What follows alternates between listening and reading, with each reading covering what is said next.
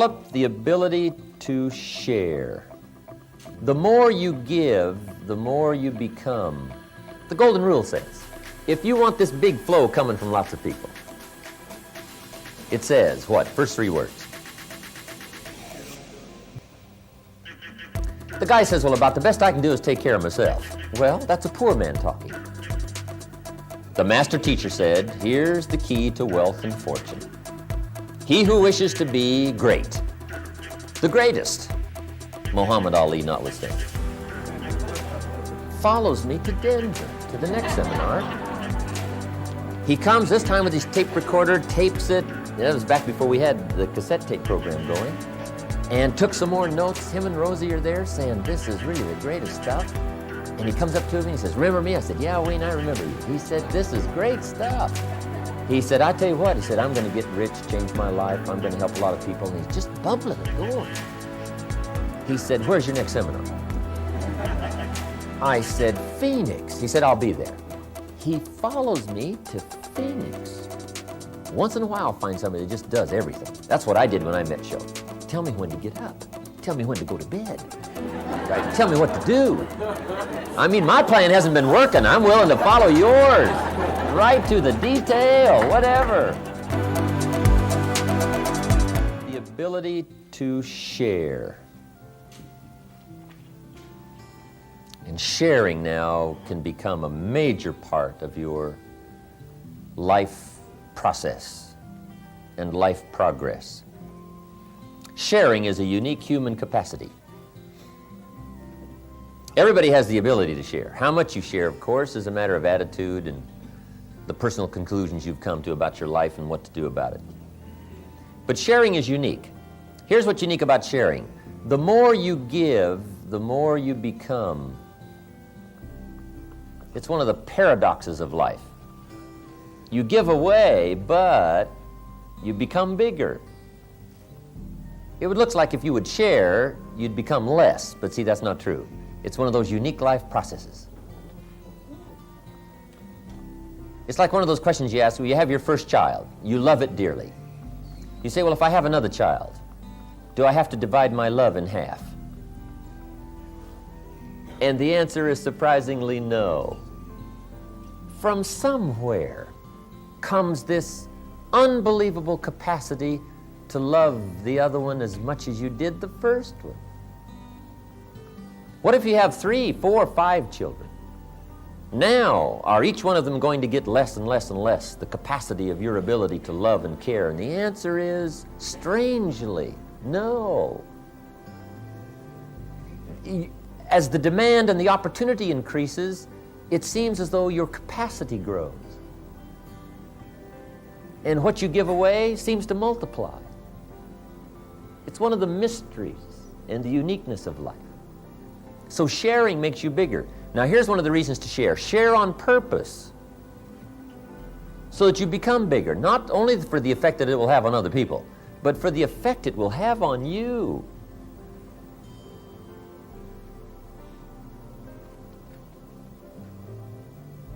See, what we want to learn to be is intelligently selfish. The golden rule is a way to be intelligently selfish. The golden rule says, if you want this big flow coming from lots of people, nothing wrong with that, but if you want this big flow coming from lots of people, here's what you must do. Here's the formula. Now that's sort of being intelligently selfish, isn't it? This big flow of awareness and love and profit and uniqueness coming from lots of people, that's a bit selfish, but it says, the golden rule says, here's how you get it. It says, what? First 3 words.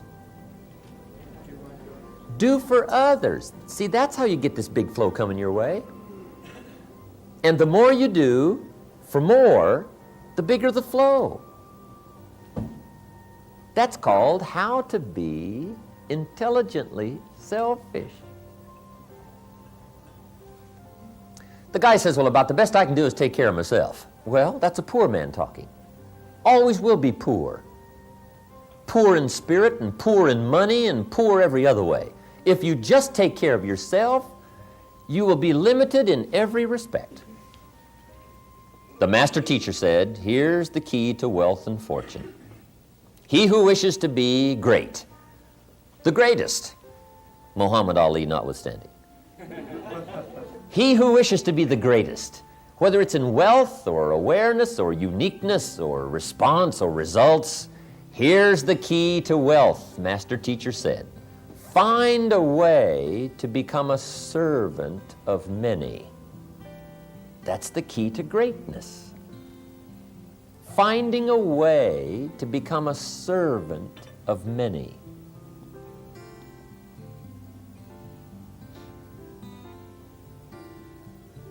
See, the best way to cure your own bills is to be concerned about other people's bills. The best way to get your own car notes paid is to worry about other people's car note, not yours. If you worry about yours, it'll be hard to pay. Worry about others, it'll be easy to pay. See, when you get concerned for other people, what can I do to help you and help you and help you and help you? The more people I help, the more return I get, even if it's only a small percentage. People say, well, I'm grateful here. Thanks for helping me here. You just can't believe. One of my friends went to another one of our mutual wealthy friends and said, I've got a project. William, his name was William, said, William, if I put this project together and it creates $4 million for you, will you give me one? If I put this together and it creates for you $4 million, will you give me one? Guess what he said? Yes. If you put this together and it creates for me $4 million, I'll be happy to give you one. I'll be satisfied with 3. See, that's part of the unique life process. If you help other people, guess what they will do? Share back with you. It's one of those inevitables.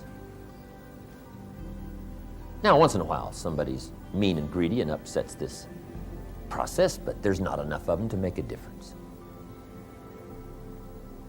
Incredible. One of my dear friends now, Wayne Barnes. Wayne is 32 years old. I guess he's about 33 years old now. He's a multimillionaire. He lives in Phoenix. He's a builder, commercial builder. Has this beautiful home on the side of Camelback Mountain. Cost $1.3 million.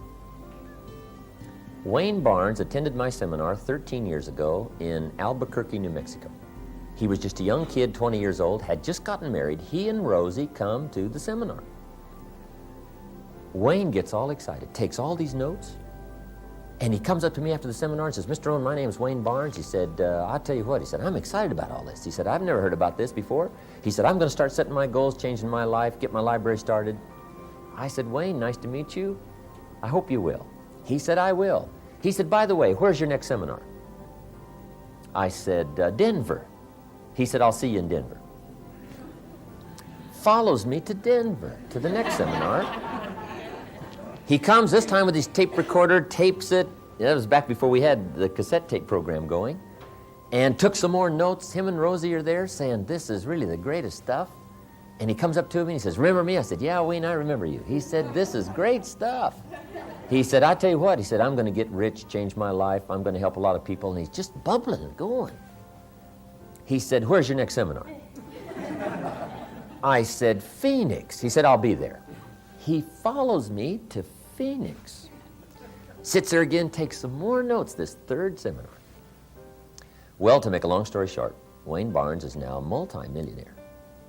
And he's done extremely well. And he's become one of my very, very dear friends. Wayne probably has one of the finest libraries in the world that I know of, especially somebody that age, 33 years old. He got the book Think and Grow Rich. He got his journal started. I mean, he did everything, just followed everything. You know, you just, once in a while, find somebody that just does everything. That's what I did when I met Shove. Tell me when to get up. Tell me when to go to bed. Right? Tell me what to do. I mean, my plan hasn't been working. I'm willing to follow yours. Right to the detail, whatever. And Wayne Barnes was one of those people that just did it all. And now he's wealthy. When he was building his home, just before he had it finished, just about finished. He took me up on the 3rd floor, takes me on a tour through his home. And he said, Jim, he said, I can't believe it. I've become wealthy. He said, we've done well, haven't we, the last 10, 12 years? I said, we sure have, Wayne. He said, I got to thank you for all of this. He said, by the way, I got to show you something. He shows me this unique-looking room up on the 3rd floor overlooking the city. He said, how do you like the view from here? I said, it's spectacular. He said, how do you like this room? I said, it's fabulous. He said, do you like the way it's furnished? I said, it's unusual. He said, well, he said, you might like to know that's your room. He said, whenever you come to Phoenix, now here's where you got to stay. You got to stay with me. He said, I just want to show my gratitude for all the stuff I've learned. Now I'm wealthy, and I got you now a place in my house, up on the 3rd floor, specially furnished. So see, that's part of the reward of sharing. I got me a room in Phoenix, right? I'm telling you, if you'll share, you'll get you a room. And that's not the end of the story. In fact, I just got a card. I wonder if I put it in here somewhere. I just got a card from Wayne Barnes. It says, Dear Jim, I called you when I was in town in late April. We just sailed from Jamaica to the Bahamas. And next is Nassau. Will you join us soon? Wayne calls me a few months ago to come down to the Balboa Bay Club. And when I get down there, he said, I got to show you something. I said, Wayne, what have you got now? He said, you got to see my ship. Unbelievable. He walks me out on this 73-foot sailing schooner. And this is the picture of it right here, called Windhaven. It's a famous 73-foot ketch, neat ship. And he said, I've got me a sailing ship.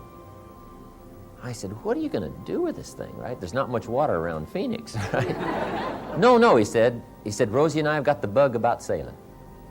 And he said, we've got us a captain. We've hired us a captain. I said, incredible. So he finds his captain and introduces him to me. Oars was his name, which I thought was a good name for a captain. Oars. I said, Wayne, what are you going to do? He said, look, Rosie and I and the 2 kids, we're going to take off a couple of years, and we're going to sail around the world. He said, you talk to me about lifestyle, and said, this is just part of our lifestyle. And he said, I want you to join us, do a little sailing with us in the next couple of years. So I promised him I would. So he shows me the ship. And as we go through, he shows me all the furnishings and everything, right? And then he shows me this room. He says, how do you like this room? I said, it's fabulous. Do you like what's in it? I said, it's fabulous. He said, that's your room. So I got me a room on a ship. How lucky can you get? See, if you will share, no telling what will come back your way if you'll share. Be concerned about helping somebody else with their language, and help them with their lifestyle, and help them with their philosophical conclusions. Help them with learning better the taste of life and the uniqueness of life. Help them with their financial plan. Ask a few questions. Wayne Barnes is one of those people who shares. Wayne gives away the book Think and Grow Rich and As a Man Thinketh. Now that I've got mine, I'm sure he'll probably give mine away. But he buys them by the box. As a Man Thinketh and Think and Grow Rich. He buys them by the box. And every person he meets that he takes a liking to, he says, hey, I got a book for you. And he writes a little note in it and hands it to him. And now there must be thousands of these books circulating around that Wayne Barnes has given away. Part of his way of just sharing, part of his way of passing along something that he's come into possession with that he thought was valuable. But see, that's what can happen to you if you share. If you share. What all of us want to do in consciousness and awareness is become bigger. Okay. This cup will not hold a gallon. Why? It's too small. What if you poured a gallon all around this cup? See, it still will only hold this much because it's too small. Now, see, some people are so small in their thinking and their awareness, you could pour happiness all around them. They're not going to get any. They're too little in their thinking and their awareness and their acceptance. It doesn't matter how much happiness is available. They're not going to get very much. And you're not going to get very much happiness out of the next experience if you don't grow, if you don't expand. And one of the best ways to expand in your consciousness is by sharing. Touch somebody else's life. Touch somebody else's experience. Give somebody else some information. Right? Pass along a book or a recommendation, or share what you've got. And sure enough, your capacity grows and grows and grows. Now when joy is passed out, you get 3 times as much as you used to. And somebody wonders, how come you're happier now this year than you were last year? And it's simply because you're growing. Happiness is always available, but you can only have what you can hold. Prosperity is always available, but you can only keep what you can hold. So what you want to do is create this capacity, this awareness, this growth experience, so that when joy and happiness and prosperity and unique things are passed out, you get to hold more. Now, you must also understand that you can also hold more sadness. But sadness is a life experience. You can hold more disappointment, but disappointment is a life experience. But see, now with the depth of awareness and understanding, you hold it and it becomes not bitter, but it becomes commodity. It becomes experience. It becomes valuable. So that when you talk to the next person that's going through some difficult times, you can reach them with your experience because you've been there. You've tasted it. So we all want to grow in our awareness and taste and capacity.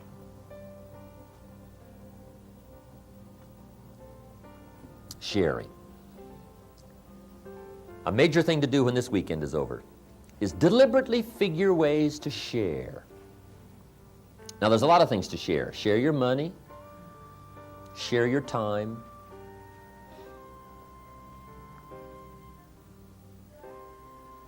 Share your knowledge. Share your feelings. Don't be afraid to share those.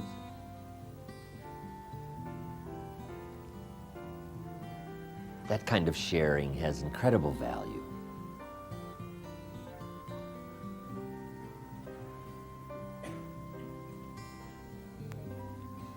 And people who share with us see what great value that is. My daughters and I are very close. Linda especially, she calls me just constantly. She was going to take a trip. She said, Daddy, I wanted to call you in case I didn't get to call the next 2 or 3 days. Just to tell you that you happen to be talking to your greatest fan. She says, have you gotten any applause lately? I said, well, I don't know. She says, well, here's some applause. And on the telephone, she's going like this. She said, just remember that when you take your next trip. You have somebody who cares. And remember the applause. And I love you dearly. Just the words and the actions and the sharing and the capacity. See, that's what fills your cup. That's what gives you this incredible uniqueness of living, knowing what it's like to be human in all respects. People who share. Incredible. Then one of the most important things to share is your philosophy. Your perception of life is bound to help somebody. If you show somebody your viewpoint, your vantage point, sure enough, it's going to be revealing to somebody else. You say, here's what I've been thinking about life and about activity and about money and about commerce and about lifestyle. Here's what I'm thinking. If you will share that with somebody, sure enough, somebody's going to come back and say, remember that breakfast we had, the lunch we had, or when we got together that day 3 or 4 months ago, and you talked about those things? I've never forgotten that. In fact, I've started to make changes in my life already. You can't believe the feedback you'll get. Because see, part of the return is not just a room or some money or some percentages. Part of it is the thanks. One of the reasons I do what I do is for the letters and the stories and the people who come back and say, let me tell you what's happening to me. I'm using this stuff and it's changing my life. See, that's heavy. You can't buy that with money. It doesn't matter how wealthy you are. You can only buy it by sharing. You can only earn it, rather, by sharing. And I go for that. I go for the stories. I probably get as much joy out of other people's success as I do my own. The stories you'll come back and share with me, or the letters you write, or the contact you make and say, here's what's happening to me. I'll be just as excited about that as I will my own success and what's happening to me. I revel in that. I take great joy in it. One of the reasons I do what I do. For that kind of experience of people who say, what you said made a difference for me. See, that's awesome. And guess how many of us can share our ideas? Everybody. You don't have to have a class of 200. You don't have to have a seminar of 1,000. Start with one. That's the way I started, awkwardly with one. Let me tell you when I gave my first goals seminar. When I was 25 years old, I met Mr. Schoaf. One morning at breakfast, he asked me, let me see your current list of goals. Remember that story in the evening seminar? So he gave me this little formula on goals. Work on your goals, write them down, right? Consider the size and what kinds of goals so that they will affect you properly. He gave me this little goal formula that morning at breakfast. Guess when I shared it? At lunch. I got a hold of Charlie Garrett. I said, Charlie, let's have lunch. Charlie was a good friend of mine. We had a couple of projects going together. I said, Charlie, I've met this man. Let me tell you what's happening to me. He gave me this little formula for setting goals. I've never heard it before. I'm going to change my whole life. I get together with Charlie, and I show him all this. I said, Charlie, write this down, write this down, write this down. Let me show you what the man showed me. I said, I'm going to use it to change my life. And why don't we do it together? Let's do it together. You've been a clod just like me, right? As I recall now, that was my first attack, right? I said, hey, we've been poor together. We've been just, knocking around together. Now it's time, let's get rich together. Charlie said, wow, that looks interesting. That was really when I first shared it. Was the day I heard it. I passed it along. It wasn't a seminar of 1,000 people. It was Charlie Garrett. And Charlie was a little startled by my enthusiasm and my excitement, but at least I shared it. So just share. You can't believe what will happen as far as your life and your lifestyle if you'll share. Okay. Here's the last subject under personal development.